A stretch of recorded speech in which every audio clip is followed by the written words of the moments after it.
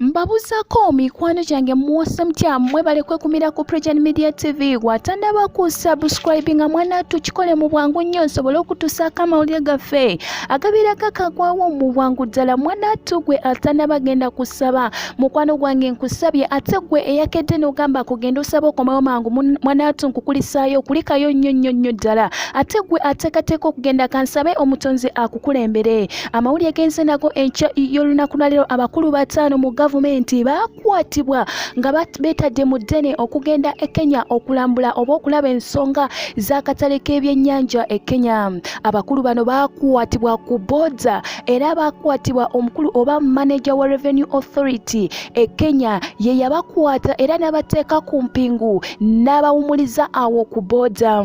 Mu kaseera mpaawo wekaaga mu bwangu nnyo ddala mu kiseera ekyo bakwatibwa ate era ne batwalibwa mu kifo ekitamanyikibwako wawe nnyini we batwalibwa nga bamaze okulabika nti babateeka mu mmotoka. Abakulu bano balangibwa okulabika nti omusango gwe bakola munene nnyo okulabika nti lwaki bayingirira ensonga z'akatale k'ebyennyanja by'e Kenya, lwaki tebafa ku nsonga zaabwe. Mu bakulu abakwatira mwe mwali omukulu wa UPDF Major, omukulu ono akulira eby'ensonga by'ekitongole ky'e Uganda ebikwatagana n'ebyobulimi saako n'ebyo ebyobulinzi kiyite nti industries zonna eziri mu Uganda ezikwatagana n'ebyo n'ekubeera nti ebyobulimi saako n'ebyo ebyokulunda yabikwasaganya.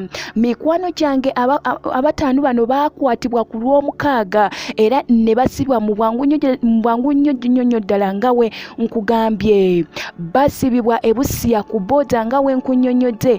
Omukulu manager wa gite Kenya Revenue Authority ye yabakwata. Njagala okutegeeza nti mu bano mwe mwali Robert Ariho omu kwabo abakulira ekitongole kya Fisheries Protection Unit.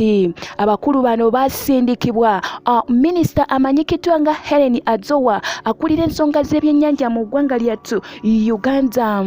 Yate Frank Tumwebaze akulira ensonga z'ebyobulunzi wano mu ggwanga yavuddeyo n'ategeeza nti ensonga zino bakyazeekenne nnyo okulabika nti bazigenda munda bamanye ekiki ddala lwaki bakwatira, bamanye kiki ddala lwaki bino bigenda mu maaso n'okubaawo. Era yategeeza n'agamba nti bali mu nkolagana ne Major General David Kasula balabike nti bawayawayamu balabike nti basalawo ekintu kyonna ekyokulabika nti bagenda kulabika nti batwala action okulaba nti abataano bano bavayo eyo gye bakwatibwa.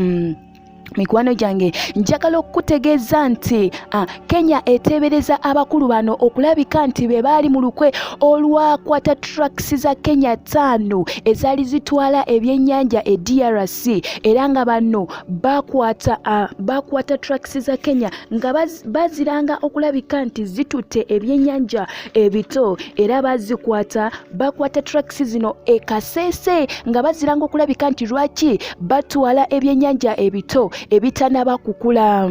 Era mwanatu we batwe basa mu ddene bagende balabike nti bagende Kenya okwekenneenya akatale kayo era mu bwangu ddala ne bakwatibwa. Kigambibwa nti katoni 3 ez'ebyennyanja ze zaafiira mu kifo kino e Kasese nga abantu nga Bannakenya batransportinga ebyennyanja bye okulabika nti babitwala e DRC babifunire akatale babitunde.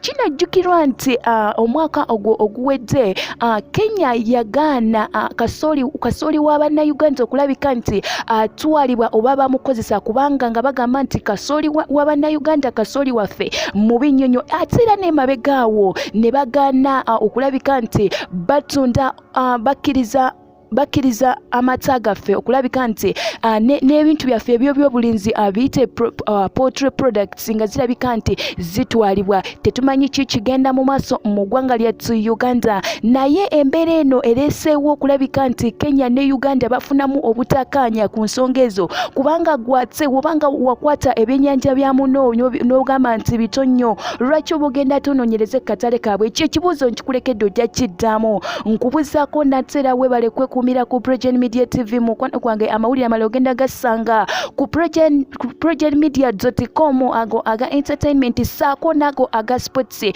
Mikwano gyange tufumba bingi nnyo tovaako ku Project Media TV kankomewo.